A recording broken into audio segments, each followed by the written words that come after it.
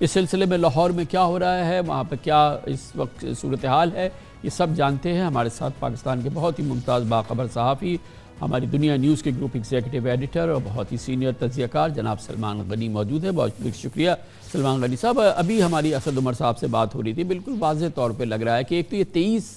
دسمبر کی جو خان صاحب نے، عمران خان صاحب نے ڈیٹ رکھی کہ پنجاب اسمبلی اور کے پی اسمبلی تحلیل کریں گے، تو ہوا میں اڑ گئی، یہ نہیں ہوتی ہے۔ اب ایک انٹرپریٹیشن ان کی آ گئی ہے پی ٹی آئی کی کہ کل عدم اعتماد کی تحریک پہلے داخل ہو گئی، یہ نون لیگ کی، تو اس پہ پروسیڈنگ شروع ہوگی، جبکہ گورنر پنجاب نے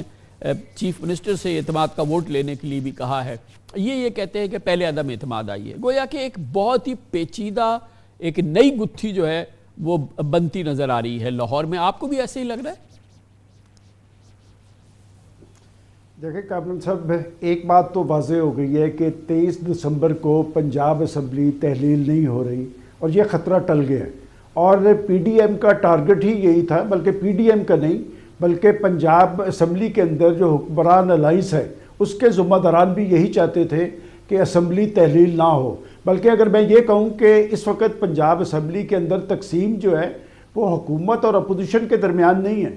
بلکہ یہ تقسیم جو ہے یہ اسمبلی بچانے والوں کے اور اسمبلی توڑنے والوں کے درمیان ہے، تو وہ خطرہ تو ٹل چکا ہے۔ اور آگے کیا صورتحال بنے گی؟ دیکھیں، اگر پی ٹی آئی والے یہ کہتے ہیں کہ عدم اعتماد، تو پہلے آئینی طور پہ دیکھیں آئین کا آرٹیکل 130 اس کا کلاس 7 اس میں ٹائمنگ نہیں ہے، اس میں گورنر کسی بھی وقت چیف منسٹر کو اعتماد کے ووٹ کے لیے کہہ سکتا ہے، اور یہ چیز ساتھ درج ہے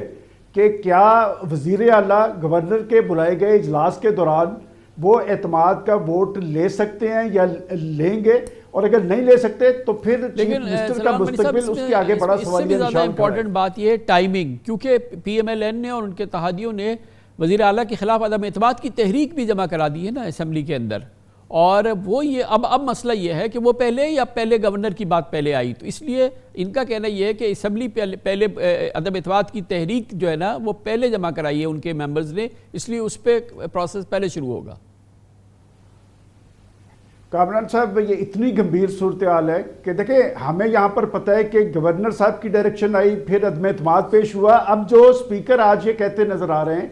کہ گورنر صاحب جاری سیشن میں اس طرح کے اعتماد کے ووٹ کے لیے نہیں کہہ سکتے، تو ان کے خلاف بھی عدم اعتماد موجود ہے۔ تو کل کا اجلاس، اگر اجلاس منعقد ہوتا ہے، ویسے تو امکانات یہ ہیں کہ شاید کل اجلاس نہ ہو، اور خود یہ بات اسپیکر پنجاب اسمبلی کہہ چکے ہیں، تو کیا وہ خود کرسی صدارت پہ بیٹھیں گے؟ یہ ایک ایسی گمبھیر صورتحال ہے، اور میں اس میں یہ سمجھتا ہوں کہ اس شر میں سے خیر کا پہلو یہی ہے کہ ابھی تک وہ جو اسمبلی توڑنے کی بات ہو رہی تھی یا اسمبلی توڑنے کے امکانات تھے یا 23 دسمبر کو اسمبلی تحلیل ہونی تھی، وہ نہیں ہونے جا رہی، اور یہ وہ لوگ خوش ضرور ہیں حکمران الائنس میں بھی اور اپوزیشن الائنس میں بھی، جو لوگ یہ چاہتے تھے کہ اسمبلی 23 دسمبر کو تحلیل نہ ہو۔ یہ فرمائیے گا کہ یہ جو اپوزیشن الائنس ہے، یہ پہلے تو انہوں نے ایک اپنا کیا اور انہوں نے پرویز الہی صاحب کو آفر کیا، پھر اس سے پہلے جو ہے وہ ان کا حمزہ شہباز صاحب وزیر اعلیٰ ہو گئے، لیکن آج یہ اس قدر کی رن کا یہ میدان ہے اس وقت لگا ہوا ہے، اس میں جو قائد حزب اختلاف ہے حمزہ شہباز، وہ تو لندن بیٹھے ہوئے ہیں، اور یہاں پہ پی ایم ایل این والے صاف کہہ رہے ہیں کہ پرویز الہی صاحب ہمارے چوائس نہیں ہو سکتے۔ بظاہر وہ لوگ بھی کسی ایک نئے چیف منسٹر کے لیے کوشاں نظر نہیں آتے، اپنی حکومت بنانے کے لیے کوشاں نظر نہیں آتے۔ کیا پلان اے پلان بی ہے ایسا جو کہ اس وقت ہے، یا اس وقت کوئی نہ پلان ہے نہ پلان بی ہے اس وقت اپوزیشن کے پاس، صرف یہ ہے کہ اسٹیٹس کو قائم رہے؟ کامران صاحب، اپوزیشن الائنس کے امیدوار پرویز الہی تھے، آصف زرداری کے امیدوار بھی پرویز الہی تھے، شہباز شریف کے امیدوار بھی پرویز الہی تھے، لیکن نواز شریف صاحب آخری وقت تک یہ کہتے رہے کہ پرویز الہی صاحب آپ کو ڈچ کر جائیں گے، اور وہ نواز شریف صاحب کی بات تو درست ثابت ہوئی۔ جہاں تک آپ اس وقت کی بات کر رہے ہیں کہ یہاں پر ان کا امیدوار کون ہے،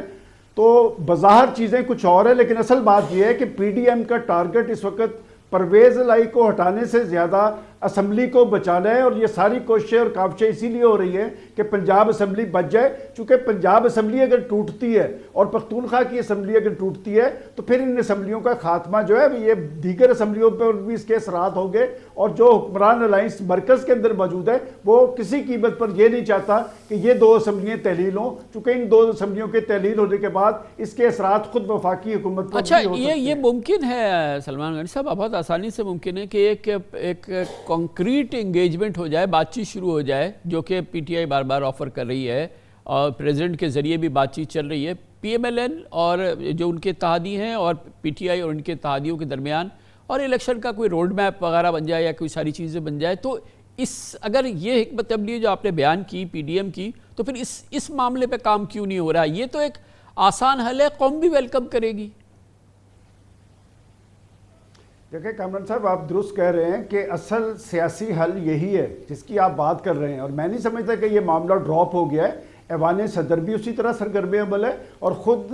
جناب صدر نے لاہور آ کر عمران خان صاحب کو بھی یہی باور کروایا تھا کہ مسئلے کا کوئی سیاسی حل نکالا جائے، اور اسحاق ڈار صاحب کی جو پے در پہ ملاقاتیں ہو رہی ہے وہ بھی اسی بات پہ ہے۔ اور صدر صاحب کا موقف کیا ہے؟ صدر صاحب یہ کہتے ہیں کہ 2-3 ماہ